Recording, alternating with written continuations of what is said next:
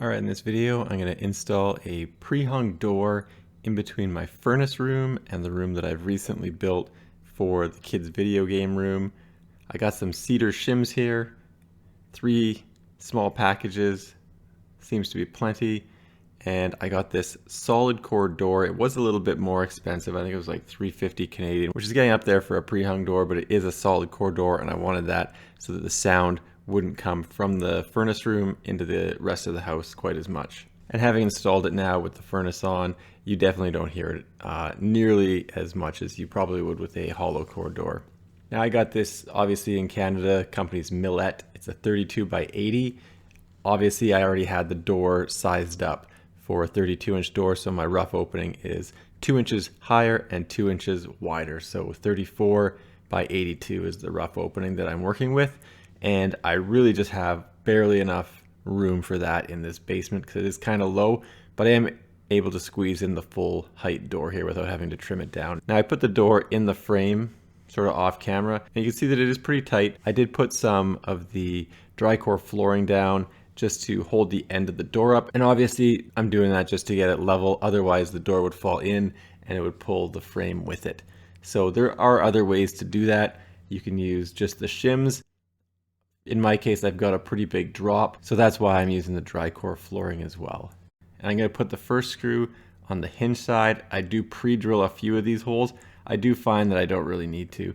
And then obviously I'm going to put shims in from both directions so that it doesn't angle one way or the other to keep it flat. And then I'm using a 4-inch screw to screw through the door frame and into the studs behind it.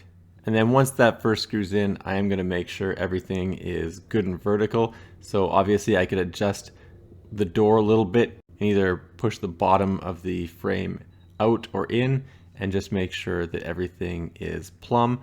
Otherwise you'll have a door that will not stay in the position you left it in. It'll either close by itself or open by itself, depending on which way you've got the door angled. So like I said, just check it with that level a few times, make sure it's plumb. And then the second screw that I'm going to put in is right at the bottom by the hinge. Again, same deal. I'm going to do the shims from both sides. And I'm going to use the level once again to make sure that the door is perfectly vertical. I'm going to take another one of those screws, run it through the door frame, through the shims, and then obviously into the studs behind it. Now once I've got 2 screws on the hinge, I'm going to go over to the latch side and close the door. And in this case, the door bows in quite a bit in the center.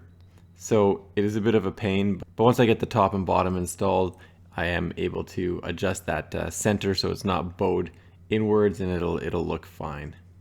So just like the hinge side, I'm going to put the shims coming from both directions and drop a screw in. And I've kind of already eyeballed it to make sure that when the door closes, the distance from the door frame to the door is equal, and it'll be equal all the way around. Now the next shim I put in is at the bottom on the latch side. I didn't record myself doing that one, but it was the same deal as the hinge side. I just used the level to make sure that the frame was perfectly vertical and wasn't leaning one way or the other, and then just put a screw through the door frame, through the shim, and into the studs behind it. And one of the last ones I'm going to film here is the one in the center. Again, this was a bit of a pain because the latch side door frame was bowed inward so much. But once I get this one in, it straightens everything out. It was, like I said, a bit of a pain just because of the existing bow in the door. And then once I've got shims on both sides and everything's in the right position, I do add some nails with the nail gun just because I found there wasn't very many. And I found that some of the doorstop pieces were sort of pulling away from the door frame. And on the latch side, I only do 4. And then I do 1 at the top as well, just because that was a bit floppy. So I did add that 1 screw to prevent that. And to cut these, I don't smack them with a hammer.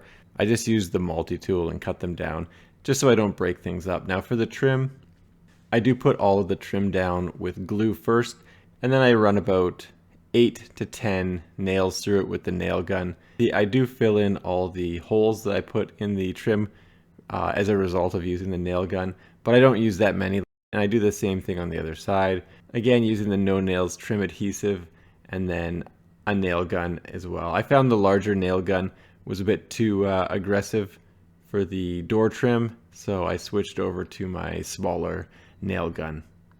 And once I've got the two sides installed, obviously I'm going to go at the top again, gluing it in place and using the nail gun. Nothing too fancy there. For this, obviously you do need a miter saw or something similar. Now, to fill in all the holes, what I usually use is this LePage product, which is called plastic wood. I've got it in a few videos. Basically, I use that for all the screw holes, and I also use it for all the nail holes. You do need to come by afterwards with a 120 grit or similar sandpaper and sand everything down. But I do find that this plastic wood product really fills in the holes well. It hardens up really quick, and once you've sanded it down, you can't really tell it's there once you painted it. So it is one of my preferred fillers, but like I said, obviously you need to sand it down after it dries. Now, I didn't film myself painting, but I used a product by Sherwin-Williams, and it's their Emerald line, which is specifically for doors and trim, and that is what it looks like once it's done. Like I said, the door is really close to the ceiling.